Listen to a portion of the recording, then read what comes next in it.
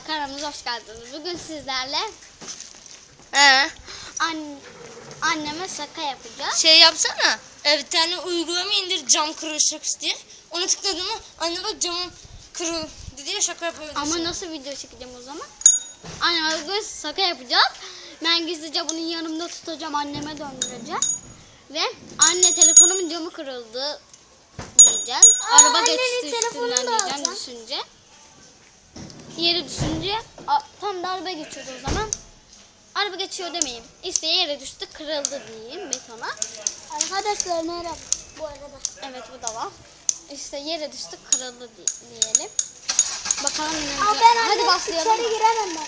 Evet, tamam, hadi başlayalım. Ben de geliyorum ya. Ben böyle göstermek zorundayım arkadaşlar. Bakalım. Şuna bak anne girdik. Arkadaşlar çok karanlık. Dur böyle tutuyorum. Gideyim mi? Ben gidiyorum. Dur gelme. Anne.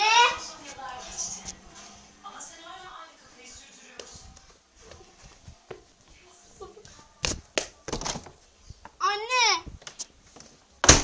Arkadaşlar açık üzgün olacağım. Anne. Annem nerede ya? Anne. Telefonumun yanına kırıldı. Telefonumun canı mı kırıldı? Gerçek Farkat'ın nerede olduğunu Allah bilir. Ben onu kaybetmek Sen bana